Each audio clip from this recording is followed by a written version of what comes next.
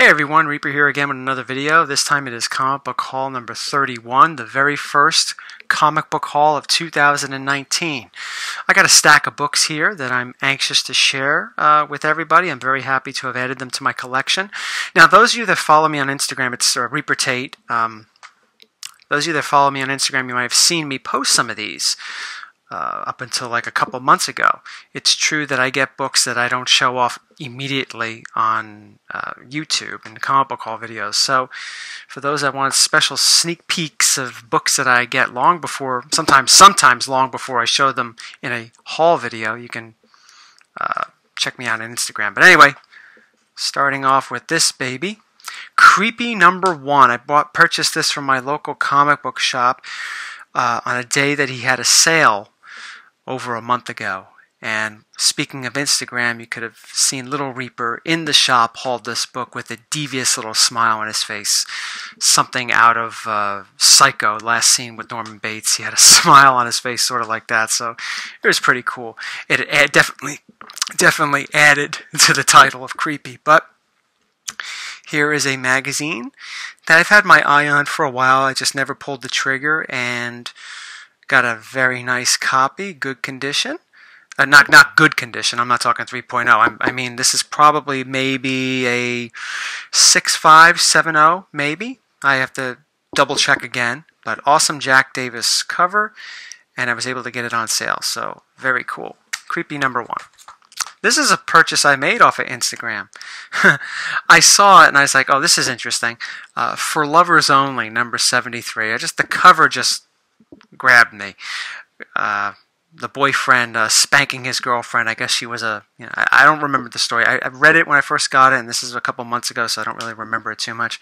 I guess she was a little naughty and needed a spanking or whatever. It's amazing, some of the stories that came out of some of these earlier books. This is, I think, early Bronze Age, I believe. I don't remember the year, but I'm thinking early 70s. But still in all, even back then, even then, I should say, some of the stories were just interesting. And, yeah, pretty cool. There we go. Always loved this cover. Mad #3. Mad Magazine, as you know, is a very popular publication. Always has been a popular publication, but it first started out with EC as in comic book format. And this is one of my favorite, and there are a lot of great Mad covers, in particular when it comes to when they were comics, but this is one of my absolute, if not my favorite, Mad cover when it was in comic book form. I love this. I remember seeing this as a kid, advertised, and whenever they would do those reprints of ECs, they would show this here and there. So it's finally nice to add this to my collection. Here's an upgrade. X-Men #15. It's not a super high grade book by any means. What grade did I give it a grade? Yeah, it's probably about a 4 or 5, maybe 5, no higher than that, no lower than 4 or 5. But anyway, it's I don't need a 7.0 or 8.0 copy. I just needed something better than what I had. I probably had like maybe a 2.5 of this for a few years, and I didn't pay that much for this at all. So I just decided to pick it up and upgrade my older copy. And I've sold my older copy too, so yeah, that went pretty quickly. Speaking of another upgrade, X-Men #19, First Mimic. Now this is a very nice copy. I purchased this from Mike. We all know Mike from Patrick Unboxing Videos, Luther Manning. So I've been looking for an upgrade to my older copy. My older copy was probably like a 4, maybe 4.5. This is probably a 7. And yeah, I like the price, and I pulled the trigger and upgraded it. Here we go. More EC. I showed this on my Instagram. Crime Suspense Stories, #11, classic hanging cover. Obviously they're all hanging on meat hooks. Really cool story. The cover story. I don't remember what the cover story was called. Something Punishment. Not Fitting Punishment. Fitting Punishment was Vault of Horror 16. But something else. But I enjoyed reading the story, and I always loved this cover. Crime. I said it before, and I'll say it again. Crime Suspense Stories has some of the best covers in the EC library. The EC library has many great covers. Whether you're a horror fan or a science fiction fan, fantasy fan, whatever, comedy fan with the Mad covers, but crime suspense stories has some of the most controversial, as we know, but also they are some of the best.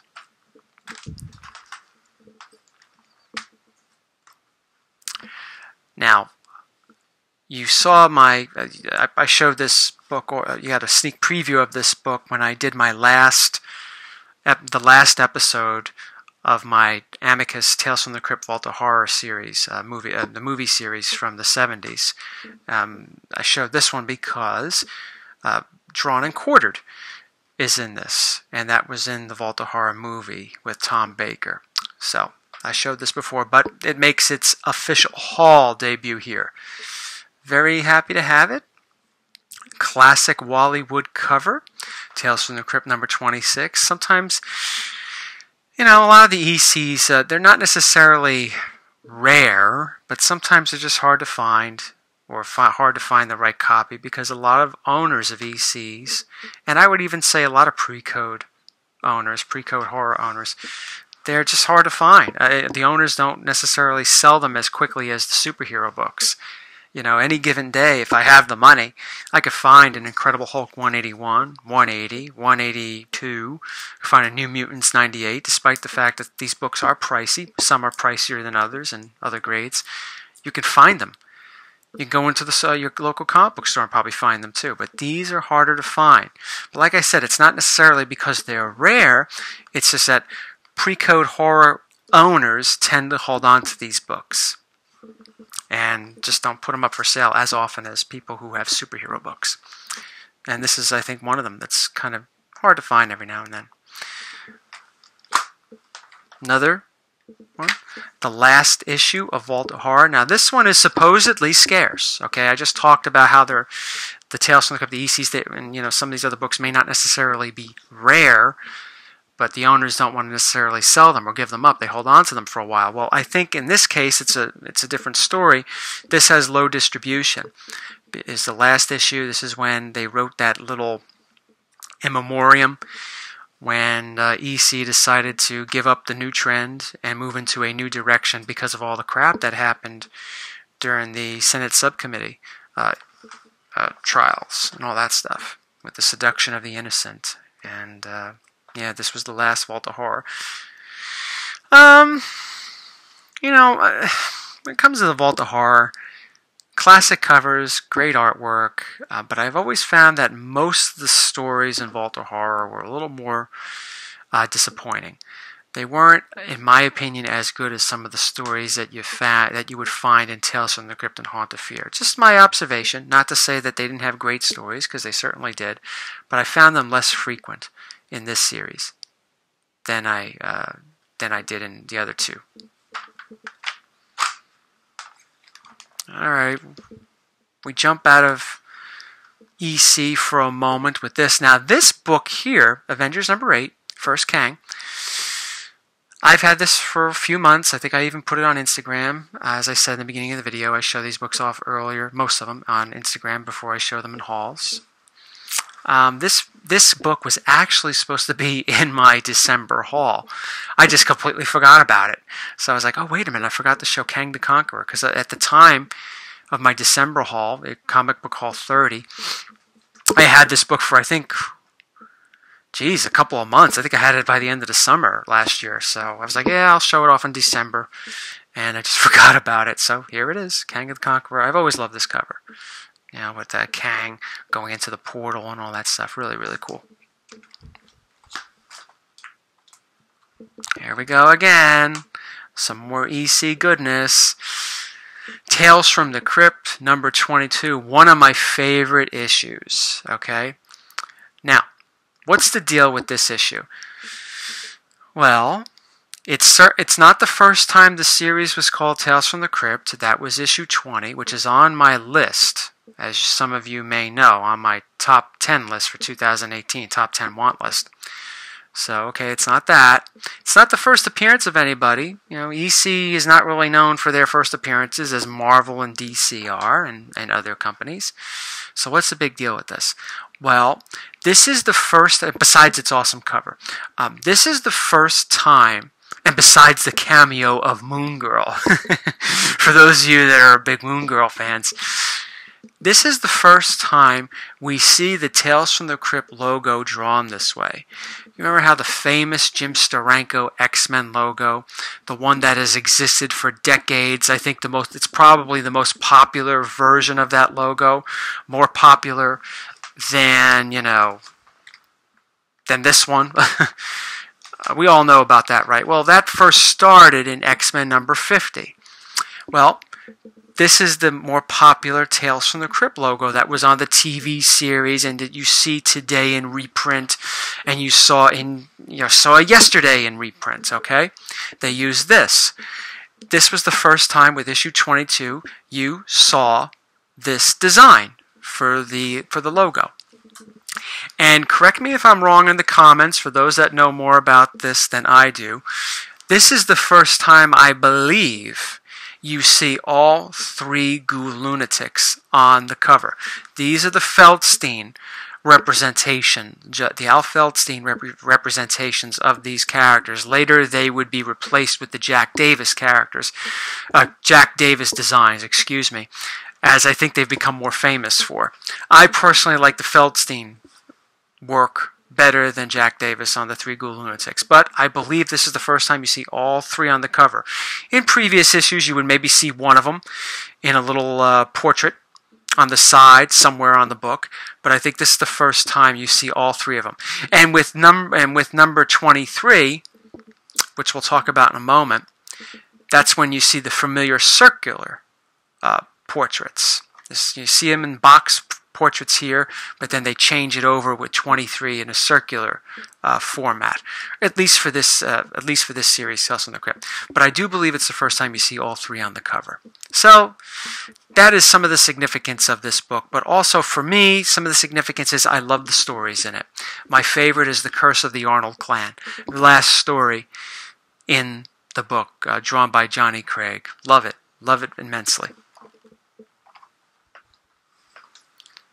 Speaking of 23, this is on my top 10 want list for 2019. I forget what number I put it at, 8, 9, something like that. I don't remember. But here it is. It's a lower grade copy of 3.0, but it's attached, complete, all that stuff. That's all that matters to me. You could use a press, but it might improve it just a little bit, maybe half a point. But I leave that to the future. But this is by far my favorite issue in the series. It's not because of the cover. Now, the cover's okay. It's not bad. I like it. The cover story is Last Respects, but it was totally different the way the story played out. Okay, the guy didn't have blonde hair. The uncle was not coming out. No zombie appeared in the story, so it's a little misleading. But it grabs people to buy the issue. I guess that's all that counts. But anyway, it's a great issue to have. I love it. Couple reasons. Number one of the reasons why I'm so happy to have it is because one of my goals, as I said before, I want to own every Tales from the Crypt or Vault of Horror, whatever it is, or Shock Suspense Stories issue that had a story from those issues that appeared in the Amicus 70s movies. This one in particular, Tales from the Crypt, Reflection of Death. First story in this. Okay, so that is big for me. Very happy to have to add this. And like I said, the second reason is because all the stories in this are great. It's my favorite issue. Sometimes you'll get one of these books, Vault of Horror, Shock, Crime, Tales, Haunt, whatever it is, and you'll like on average, for me, I shouldn't say you, I should say me, I like on average 2 of the stories. The other 2 are okay, but they're just forgettable. You don't really necessarily need to read them again. You don't appreciate them as much. Or I don't appreciate them as much.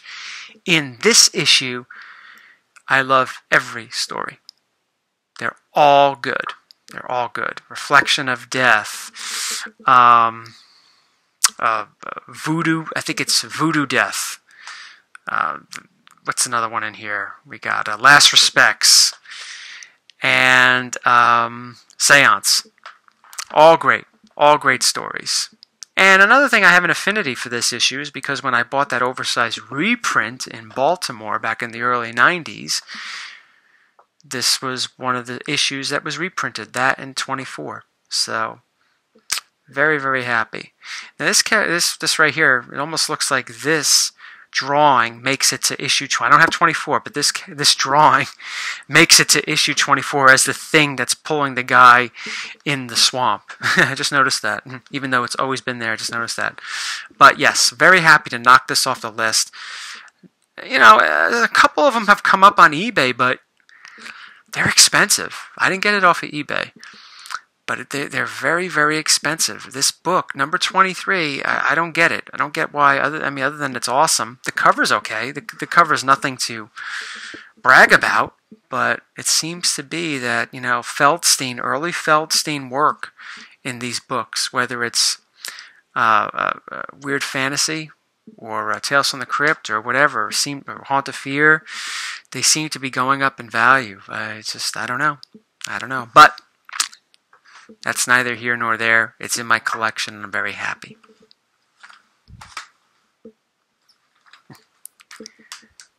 There we go. Last EC for this video. I know people are not into ECs because they're not speculation books or anything like that. This zombie's not going to be in the new Marvel movie or whatever. So, like, yeah, I don't want that. But I want it. Crypt of Terror, number 19. This was the very last issue of Crypt of Terror before it became Tales from the Crypt with number 20. Another great issue. I think I like 2 or 3 out of the 4 stories in this one. This one being one of them. Zombie. Really cool. Johnny Craig drew the early Crypt of Terrors going into... he drew Tales from the Crypt number 20 before Feldstein took over, and then Wood, and then Davis. So yeah, definitely a great cover. Nice book. It's really solid. Nice solid condition. It's probably like it's a 4.0. I gave it a 4.0. So a lot of the Crypt of Terrors, you don't see them that often. You know, you don't really see them that often, and a little hard to get. Last 2. This is another one that I've had for several months, and I've wanted for a while, and I was glad to finally get it. I got it from my local comic book shop.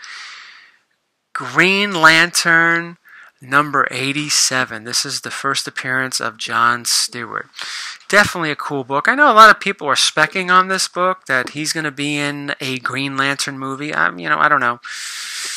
I'm filming this video in January, so it's not going to be shown on YouTube until February. If anything comes out between now and then, sorry. I try to film these things a little early because I very rarely get time to do so. But yeah, that's the rumor that Jon Stewart's going to be in a movie. Yeah, whatever. I guess it's a spec book. But aside from all that, it's a cool character. Awesome Neil Adams work. And very happy to have added this to my collection. And the last book in this haul, another top 10 book from my want list for 2019. Well, you saw the thumbnail, so you could pretty much guess what it is. Again, Green Lantern, number 76.